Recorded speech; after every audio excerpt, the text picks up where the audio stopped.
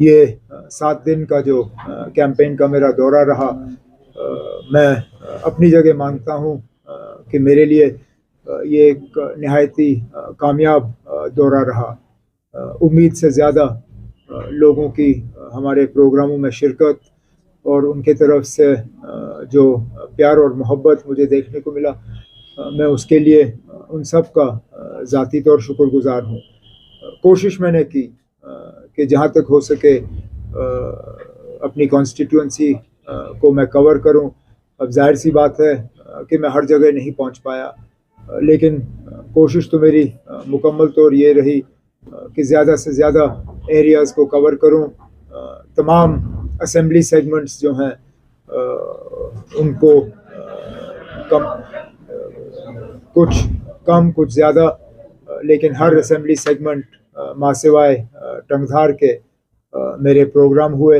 इंशाल्लाह कल 2 दिन के लिए नेशनल कॉन्फ्रेंस के सदर जनाब फारूक साहब वो टंगधार आ रहे हैं मेरे लिए कैंपेन करने के लिए, और मैं अब अपना कैंपेन जो है यहाँ से शिफ्ट करके जो बाकी अब 6 दिन रह गए हैं मुझे, इन 6 दिनों में अब मैं बारामूला, बांडीपुर और बड़गाम के ज़िले कवर करूँगा। मैं कुपवारा ज़िले के वोटरों को यही यकीन दिलाना चाहता हूँ कि जो मैंने अपनी तकरीरों में उन्हें कहा है कि मैं एक मौका चाहता हूँ, मैं यहाँ के लोगों की नुमाइंदगी और उनकी खिदमत करूँगा। उम्मीद करता हूँ कि 20 तारीख को जब वोट पड़ेंगे तो मुझे मौका मिलेगा यहाँ काम करने का, और काम के ज़रिए मैं साबित करना चाहता हूँ कि जो प्यार और मोहब्बत मुझे मिला है मैं वाकई उस लायक हूँ। An election is between all candidates. Until the last vote is cast, nobody can say who the election is between. And I crossed some of his events from time to time. I also saw decent participation in those events. Now, we'll wait to see. There are still 6 more days of campaigning to go. This constituency is made up of 18 assembly segments. Statehood हमारे लिए मुद्दा ही नहीं है ना, statehood हमारे लिए मुद्दा नहीं है। हम जो लड़ाई लड़ रहे हैं वो स्टेटहुड के लिए नहीं लड़ रहे हैं। स्टेटहुड तो हमें मिल ही जाएगा, हम उस चीज़ पे क्यों लोगों का वक्त ज़ाया करें, जिसके लिए तो पहले ही वज़ीर आज़म साहब और वज़ीर दाखिला अगर उनको हिंदुस्तान के लोग जो हैं दोबारा चुनते हैं, जो कि दिन ब दिन और ज़्यादा जो है नामुमकिन लगना शुरू हो गया है, लेकिन अगर किसी वजह ये वापस आ ही जाते हैं तो इन्होंने पहले ही कहा है कि जम्मू कश्मीर को जो है रियासत का दर्जा मिल जाएगा। अगर हुकूमत बदल जाती है, जिसकी हम उम्मीद कर रहे हैं, तो हमारी तो कोशिश यही होगी कि असेंबली इंतखाबात से पहले ही हमें रियासत का दर्जा जो है और फुल स्टेटहुड हमें रिस्टोर हो जाए। जहाँ तक इम्पैक्ट की बात है, इम्पैक्ट तो होगा ही। इम्पैक्ट उनके लिए होगा जो जीत जाते हैं, शायद जो इस इलेक्शन में पीछे रह जाते हैं उनके लिए इम्पैक्ट ज़्यादा ही होगा, क्योंकि 2 महीने भी नहीं हैं। जून में ये इस इलेक्शन के नतीजे निकलेंगे और हम उम्मीद कर रहे हैं कि अगस्त सितंबर में असेंबली के जो हैं इलेक्शन वो मुकम्मल हो जाएंगे। तो हर असेंबली सेगमेंट पे इसका इम्पैक्ट होगा, नेशनल कॉन्फ्रेंस पे भी और बाकी पार्टियों। तो जाहिर सी बात है हम सियासी मुद्दों के साथ साथ डेवलपमेंट के इशू पे भी बात करते हैं, लेकिन डेवलपमेंट इतना पार्लियामेंट का मैंडेट नहीं है जितना असेंबली का है।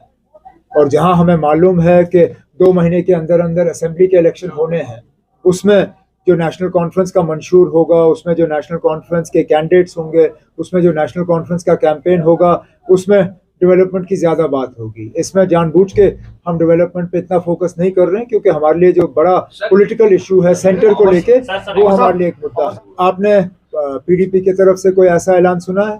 मैंने तो इनका ऑपोजिट सुना है। मुझे तो खबर आई, उन्होंने तो साफ तौर पे कहा है कि ये गलत खबर फैलाई जा रही है और ये अफवाहों का जो है मतलब इसकी कोई बुनियाद नहीं है, और उनका अपना उम्मीदवार जो है मैदान में है और वो अपने उम्मीदवार को जितवाने के लिए आएंगे। मैंने यहाँ तक सुना है कि शायद पीडीपी के सदर महबूबा जी खुद यहाँ आ रही हैं 3 दिन का दौरा करने। तो अगर वो 3 दिन के लिए आ रही हैं तो वो अपने कैंडिडेट के लिए आ रही होंगी, वो इंजीनियर रशीद साहब के लिए थोड़ी ना आएंगे। मुझे मालूम नहीं अगर इंजीनियर रशीद साहब का कोई बेल का एप्लीकेशन पेंडिंग है या नहीं। अगर पेंडिंग है तो उस पर सुनवाई होनी चाहिए, और अगर सुनवाई हुई है तो उसका फैसला आना चाहिए। अगर उनका बेल का कोई एप्लीकेशन पेंडिंग नहीं है तो उनको बेल जो है उसके लिए अप्लाई करना चाहिए। लेकिन बड़ी बात यह है कि वो जेल में है क्यों? फिलहाल तो कोई, जहाँ तक मुझे मालूम है, उनके खिलाफ कोई चार्जेस फ्रेम नहीं हुए हैं। अदालत में केस पेश करना तो दूर की बात। तो अगर अभी, और उनको जेल में अभी काफ़ी अरसा हुआ है, 2019 शायद उनको गिरफ्तार किया गया था जब हम थे, उसके बाद से लगातार वो जेल में ही है। इतने साल के बाद अगर आज अभी तक भी आप उनके खिलाफ चार्जेस कोई फ्रेम नहीं कर सके तो उनको बंद रखने का कोई मतलब, कोई जवाजियत ही नहीं है। हम सब जानते हैं, आप लोग भी जानते हो, मैं भी जानता हूँ, यहाँ के लोग जानते हैं कि इंजीनियर रशीद को किसने गिरफ्तार करवाया और उनसे बदला कौन ले रहा है। लेकिन इंशाल्लाह अगर जून में एक हुकूमत बदली और अगस्त में, सितंबर में हमारी हुकूमत बनी, तो ये जो उसको बंद रखने का सिलसिला है, इसको हम ख़त्म कर देंगे। अगर एक मिनट के लिए हम मान के चलें कि उन्होंने जम्मू कश्मीर में इतना बदलाव लाया है कि बस अब लोग पुरानी पार्टियों को भूल गए हैं, तो फिर उनको मुख्तलिफ प्रॉक्सी पार्टीज़ के पीछे छुप के ये इलेक्शन लड़ने की क्या ज़रूरत पड़ी?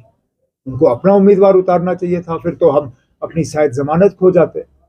हमें कौन वोट देता अगर बीजेपी का उम्मीदवार मैदान में होता? क्योंकि यहाँ इतना बदलाव आया है, इतनी तरक्की आई है।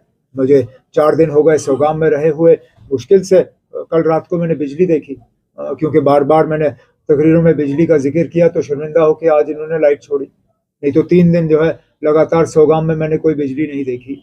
बाकी यहाँ का हाल हम सब जानते हैं। कल मैं केरन से होके आया, सड़क की हालत, मेरी गाड़ी जो है वो मुझे मालूम है मेरी गाड़ी पे क्या गुजरी। वहाँ मोबाइल फ़ोन का टावर है, टावर का सिग्नल दिखता है लेकिन मोबाइल फ़ोन चलते नहीं हैं। इसी तरह बाकी जगहों में भी यही हाल है। लेकिन मैं फिर उसी बात पे आता हूँ कि अगर सारा कुछ बेहतर है और इतना बदलाव आया है तो बीजेपी के उम्मीदवार मैदान में क्यों नहीं? क्योंकि अगर बीजेपी के उम्मीदवार मैदान में होते, उनकी ज़मानत नहीं बचती। आपके पास मेरी तकरीरों के जो है वो रील होंगे, तो देखिए ना मैंने कहा पाकिस्तान का जिक्र किया। मैंने पाकिस्तान के हवाले से तब बात की जब आप लोगों ने सवाल पूछे। मैंने तकरीर में कहीं पे भी पाकिस्तान के हवाले से बात नहीं की। और जहां तक मजहब का सवाल है, मजहब का तो अब हमें जवाब देना ही होगा।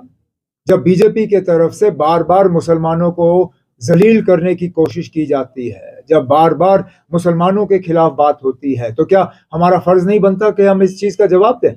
अगर वो मुसलमानों को जलील करना बंद करें, हम भी इस पे बात करना बंद करेंगे। हमने बार बार कहा है और हम और किसी की बात नहीं दोहराते, अटल बिहारी वाजपेयी साहब की बात दोहराएं, जिनको इन्हीं नरेंद्र मोदी साहब ने भारत रत्न से नवाजा। उन्होंने ही कहा था कि हम दोस्त बदल सकते हैं, पड़ोसी बदल नहीं सकते। पाकिस्तान हमारा पड़ोसी था, है और आगे रहेगा। लेकिन हकीकत ये भी है कि बातचीत के लिए माहौल तैयार करना, उसकी जिम्मेदारी जो है वो दोनों मुल्कों की है। मैं सिर्फ इसके लिए दिल्ली की हुकूमत को या मरकज़ की हुकूमत को जिम्मेदार नहीं ठहराता हूँ। इस्लामाबाद को भी जो हमारी जो परेशानियां हैं या जो हमारे कंसर्न्स हैं, उनको दुरुस्त करना होगा और बातचीत के लिए माहौल तैयार करना होगा। मेरी सिर्फ इंडिया ब्लॉक से ये मांग नहीं होगी, आने वाली जो भी हुकूमत होगी, हम चाहेंगे कि पाकिस्तान के साथ रिश्ते जो हैं वो सुधर जाएं और नॉर्मलसी की तरफ चलें। इलेक्शन डिले करने का अगर के कोई हुकूमत जो है वो कंटेम्प्ट ऑफ कोर्ट का खतरा लेने के लिए तैयार है तो करें डिले, क्योंकि ये इलेक्शन हमारे ऊपर कोई एहसान नहीं हो रहा है। ये इलेक्शन तो बहुत पहले होने चाहिए थे। जम्मू कश्मीर में अब 10 साल हो गए असेंबली इलेक्शन हुए। अगर आप 6 साल का जो हमारा पहला 6 साल का टर्म होता था, अगर उसको ले लें तो 4 साल डिले है। अगर आप बाकी मुल्क की तरह 5 साल का टर्म ले लें तो अभी तक 2 टर्म्स हो जाने चाहिए थे। तो ये जो इलेक्शन, अब इलेक्शन की बात हो रही है, ये तो सुप्रीम कोर्ट की बदौलत। उन्होंने अपने फैसले के दौरान हुकूमत को और इलेक्शन कमीशन को वाज़िया हिदायत दी कि 30 सितंबर से पहले पहले ये सिलसिला जो है ये ख़त्म हो जाना चाहिए। तो इसमें डिले की जहाँ तक मुझे लगता है कोई गुंजाइश नहीं है। और जवाजियत क्या है? पहले तो ये कहते हैं हालात बिल्कुल ठीक है। अगर हालात ठीक है, नॉर्मल सी है, तो फिर इलेक्शन पोस्टपोन करने का तो सवाल ही पैदा नहीं होता। मैंने तो कागज़ पहले भरे थे ना, हमारा ऐलान तो पहले हुआ था। काश अगर हमारा मैदान में उतरने से पहले उन्होंने ये बात हमसे की होती। अब मैं खुलेआम कुछ चीज़ों का यहाँ जिक्र नहीं करना चाहता हूँ। इंजीनियर रशीद साहब के बेटे जानते हैं मेरा इशारा किस चीज़ की तरफ है, लेकिन अगर नेशनल कॉन्फ्रेंस के तरफ से यहाँ मैंडेट का ऐलान होने से पहले ये बात हम तक पहुँचा दी गई होती तो हम ज़रूर इस पे गौर करते। क्यों ना करते।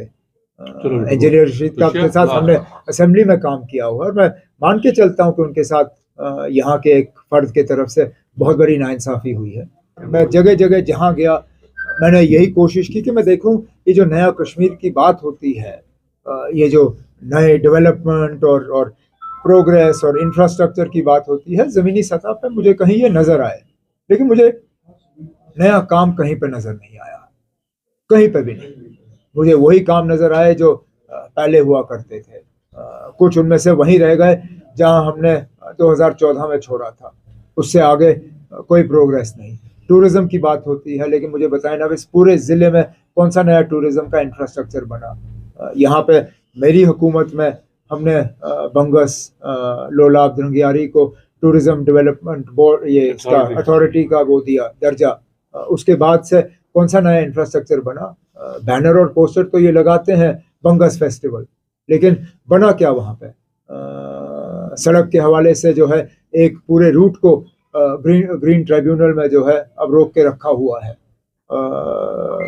काश हमें जो है 2019 के बाद कुछ बेहतर देखने को मिलता, लेकिन नहीं मिला।